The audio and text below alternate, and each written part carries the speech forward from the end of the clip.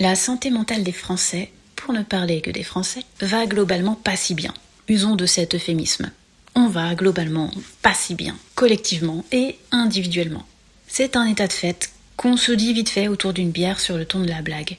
Je trouve par contre que c'est très peu pris en compte dans le dev perso, le marketing, le branding, et même dans la spiritualité, et même dans nos couples et dans nos familles. Bref, dans nos projets, nos pratiques, nos activités. Sauf, pour manipuler des gens qui sont dépassés, qui sont désorientés, qui sont désespérés, qui sont angoissés.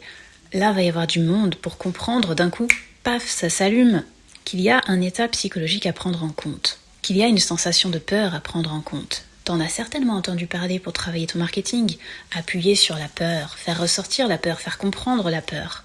Pourquoi est-ce qu'on ne peut pas intégrer cette connaissance à d'autres endroits pour aller créer du soin à l'autre? Pas seulement de la prise de conscience, entre guillemets brutale, violente, selon la forme de marketing que tu décides de faire, mais ce qui est enseigné en général autour de cette question, c'est beaucoup « vas-y, mets le doigt dans la plaie, ça va faire mal, comme ça il va comprendre qu'il faut faire quelque chose ». Mais comment est-ce qu'on peut intégrer ça également pour prendre soin, pour créer des systèmes dans lesquels on rassure, on sécurise, on fait du bien, on crée du confort, que la personne en face, elle gagne en autonomie, en capacité d'engagement et de transformation. Et oui, aussi, pour qu'elle se sente suffisamment en sécurité pour s'engager avec nous financièrement.